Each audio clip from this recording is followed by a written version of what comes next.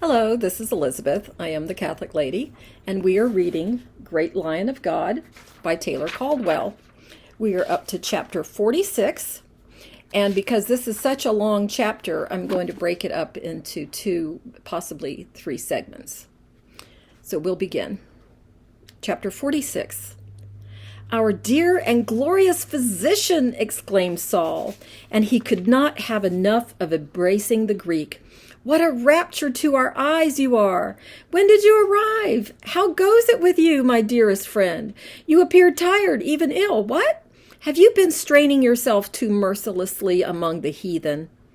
His words rushed from him, so filled with happiness he was, and delight, and so he evidently failed to see that Lucanus's blue eyes were heavy with sorrow, and that his face was drawn. Lucanus put his hands on the other man's shoulders and tried to speak, and then could not, but Saul seemed not to see. He waved impatiently to Timothy high above him on the gleaming marble steps and shouted, "Come at once! We have Lucanus here with us, my dear friend." His own harassed face, so worn and sunburned and brownly sprinkled with freckles, and crowned by that thick and arrogant mane of red and white, glowed with joyous emotion. When Timothy started down the steps, Saul pressed and repressed Lucanus's arm like a younger brother. The Greek, who was now in his early 60s, still possessed a tall slenderness, upright and proud, and his snowy hair curled over his fine skull, and his eyes were those of a youth, for all the pain-wrinkled flesh about his mouth. He was footsore and dusty. Saul exclaimed, "I will take you at once to my poor inn, which though humble is clean, and you must bathe and rest before all else. And then, though I am no lover of food, I will take you to a splendid inn, where the viands are marvelous, it is alleged, and the wine and the whiskey of the best."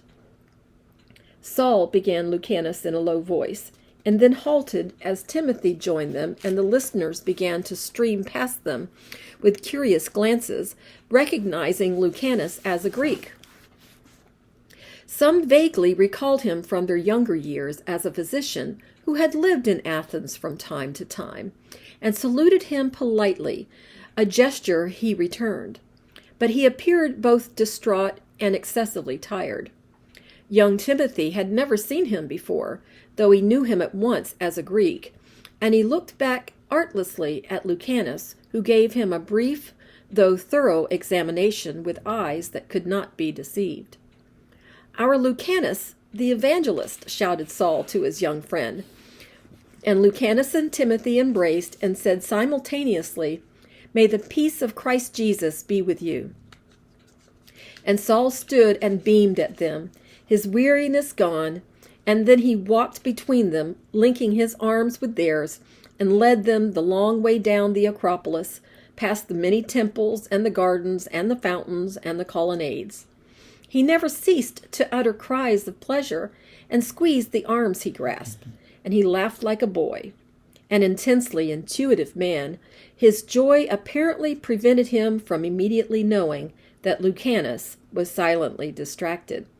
But Timothy, less overwhelmed, began to become more and more quiet, and he would glance at Lucanus uneasily. "It is not far to my inn," said Saul. "Yonder it is, beyond the grove of cypresses and that smaller grove of olive trees where the oil is pressed." "I warn you, Lucanus, it is not a fine inn." "It does not matter," said the Greek, and his white brow seemed to shrivel with his sorrowful thought. "But tell me," cried Saul, "where have you traveled? What news do you bring? How is the church faring in far places?" "Let us first wash dust from us and have a cup of wine," said Lucanus, trying to smile. "Then we will sit where it is cool, and I will tell you." He shrank a little, and Timothy, who, though he walked on the other side of Saul, felt the shrinking of the physician, and his alarm grew. The inn was indeed humble and noisy, and its courtyard was filled with asses and horses and goats and fowl, and stank lustily, and men shouted as they tended their animals, and cursed in the heat, and spat on the cobbled stones. Lucanus followed Saul into the dank darkness and odors of the interior, where Saul shouted for the innkeeper and demanded the best available room for the physician. The innkeeper, a foul fellow in a leather apron, squinted at Lucanus and bowed and said, "But the noble physician arrived but 2 hours ago, and he already has a chamber, my very best, I assure you, master, for did he not cure my poor mother 30 years ago, and not charge her 1 drachma? He has but to command." "Oh," said Saul, looking foolish, and Lucanus smiled at him affectionately and said, "But I did not know this was your inn, my dear Saul, and too, you have not allowed me to say a single word." "I am usually talking," said Saul. He looked at the innkeeper, and Lucanus said, "I am not hungry, I fear, so I should prefer a light meal and not go to another inn." "The food," said Saul, staring with hard expression at the innkeeper, "is unbelievably atrocious in this place." "Lord," said the innkeeper, "it is your taste which is atrocious, and not my table, for you order but little and the poorest. If the noble lord will but command, I will set before him and his guest the finest of feast, whiskey, beer, excellent wine from Italy, not the wine of the miserable Roman foot soldier, but the wine of the captains, artichokes and oil, beef steeped in golden wine, a soup to make the gods envious, bread as white as snow, vegetables with dew still on them, and the dressing concocted of wine, lemon juice, salt, honey, and garlic. A fish still cold and wet from the sea to be browned into crackling lusciousness as swiftly as possible. Fruit tart and sweet and chilled from my cellar, cheeses which the throat hesitates to swallow for fear of depriving the mouth of delight, and pastries like ambrosia which melt like snowflake on the tongue and cause tears of happiness to fill the eyes."